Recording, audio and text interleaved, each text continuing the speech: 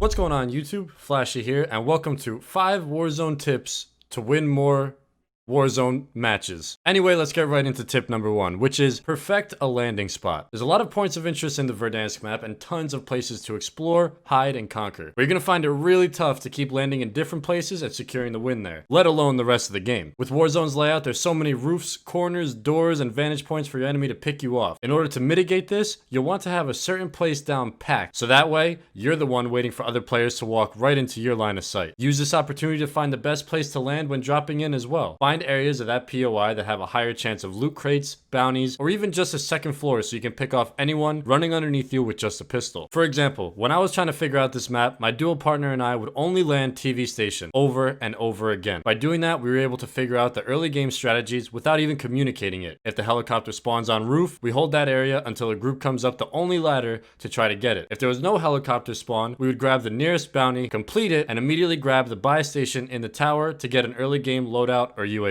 Another plus about having one landing spot that you always go to is that you'll start to get used to the rotations out and which ones you're comfortable with and which ones get you pinched. It's almost as if you're slowly branching out and learning the map from just one base point. If the circle is going north, you start to learn what kind of dangers await you by having to trek up a mountain, and vice versa. You'll find areas you really like rotating through because they offer cover or have buy stations. If you feel confident about your drop, you'll have a much better chance at getting to the mid or late game. Now on to tip number 2, which is max your weapon loadouts.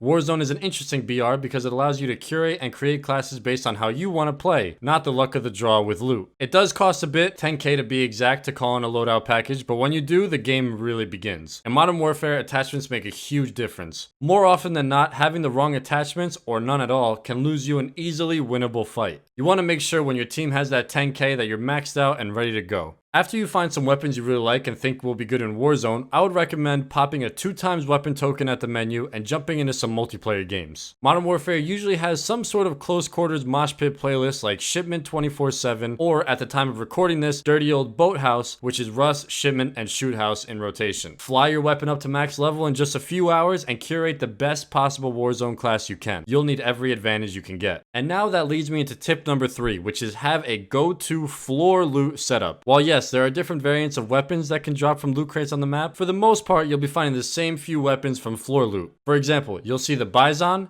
MP7, Ram 7, and FAL everywhere. Try to find a primary and secondary you like so that you'll be confident in early game fights before everyone gets their loadouts. For example, I found that the MP7 is a great weapon to find on the ground when everyone is scrambling on a drop. It shreds armor, has a decent sized clip to allow for 2v1 situations, and is relatively accurate. Pair this with the FAL for longer shots or one of the LMGs on the ground, and you're pretty lethal at any range almost as soon as a game starts. A lot of people will just be spamming the F key or X on their controller, just grabbing anything they can when they land, and this gives you the opportunity to grab just the 2 weapons you need and go pursue them. And in this game, it never hurts to practice the recoil patterns and time to kill on all different kinds of weapons, so don't be afraid to try out different combinations of common weapons you find on the floor. You might even want to make a class with one of them. Okay, now tip number 4, win your Gulag. This might seem like a pretty obvious one, but hear me out. The Gulag is literally a free respawn, and in duos, trios, or quads, the $4,500 it costs to bring you back can be the difference of having a loadout or not, or even being able to grab some armor plates after a gunfight. Try to take it seriously when you're in there and really understand the different angles you can take on someone. And since it's a high pressure 1 versus 1 situation, a really good way to practice is to jump into the 2v2 playlist gunfight. Preferably do this with your duo partner or someone from your squad and really hone in on those high pressure one-on-one gunfights. Sudden death rounds where you have to be the first to cap the flag are the exact same in gunfight that they are in the Gulag, so getting used to what to do with the flag and how to take that sudden death can be a huge help as well. Also, if your teammate is in the Gulag with you, a little bit of communication from the bird's eye view goes a long way. And now for my final tip in today's video. Get used to losing. It's a BR. You're gonna lose a lot. In fact, you're gonna lose way more times than you'll ever win, and that's completely okay. You want to use your L's and try to figure out how you could have done better so next time you secure the W. Maybe you could have rotated better, or handled a certain gunfight better, or the gas got you stuck on a mountain. Whatever the reason for your loss, always try to find out what you could have done differently and why. The more you get into the habit of correcting yourself and how you play, play, the more opportunity you'll have to take those winning games. And that wraps up my 5 Warzone tips to win more Warzone games. I hope you guys enjoyed, and I hope you learned something that'll take your game to the next level. There's always something more to learn in a game this big though, so please leave your comments down below on your tips to winning more matches. It would be cool to turn this video into a little thread of everyone sharing their best practices so that we can all get better. As always, before I end this video, please be sure to check out my Instagram for a look into my life behind the scenes. That'll be linked down in the description. Thank you guys so much for watching. Good luck out there in the war zone, and I'm gonna see y'all in the next one.